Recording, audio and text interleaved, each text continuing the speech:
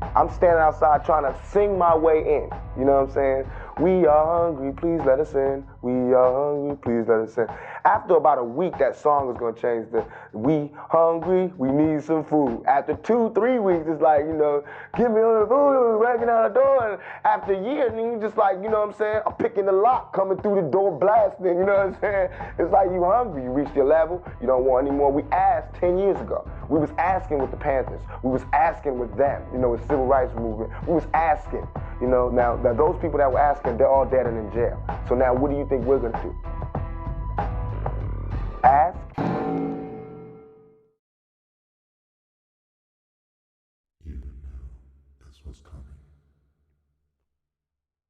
You knew that this was coming, and you best not play the fool.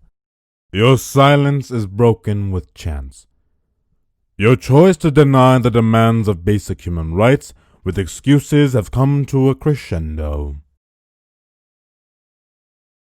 I am tired of hearing, "Be like MLK, violence is not the answer."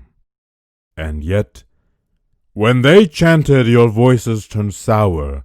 Never forget that back in Selma, peace was met with dogs, batons, and bruises.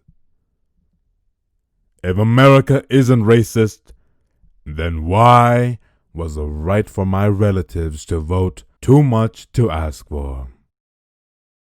Yes, that was fixed, but how many people needed to die? How long until your so-called morals kicked in? Do not dare to claim MLK to be a hero, for you called him a terrorist. Remember this, that it is not black versus white, it's people versus a system of oppression that protected segregation. It's a nation that sent these kids to prison or to an early grave. But you would prefer to protect the shooters, but I'm told to ignore that and keep on worrying about the looters that come from the outside. But they don't tell you that. They don't tell you a lot of things. They don't tell you that some of these cops shot first. There is a lot of noise right now. And there is a lot of unity too. Rest in peace, George. Rest in the power with all of those who have lost their lives before you. I wish I could remember every name, but it seems like the list has no end. I hope your death will not go in vain. I am tired. I am fed up. If only justice sped up like the response of cops. You had the chance for years to respond for the plea of justice. They sang. They walked. They told their stories. They knelt. They did everything you asked, and very little to nothing has changed. You knew, just like some of us knew, that it would have to come to a boiling point for you to finally start paying attention. And as much as I'm going to call out the pale-faced monsters that shout all lives matter with every shred of ignorant hate in their hearts, there are others.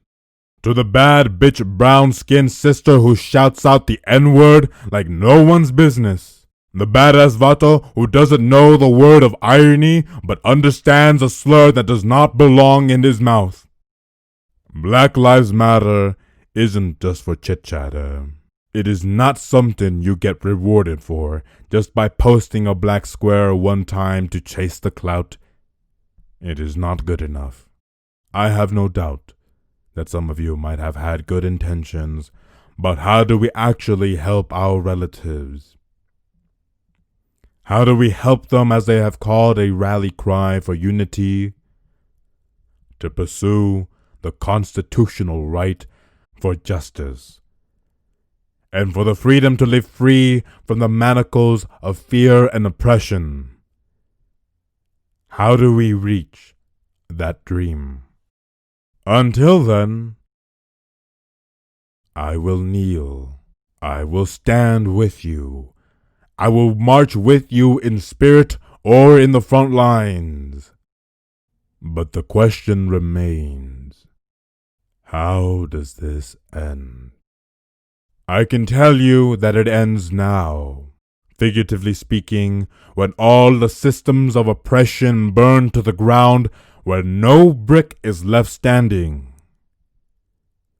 And from the ashes of hate and ignorance that has been woven into the fabric of this nation since birth, we can rebuild a better place, a better America, for we have never hated our country.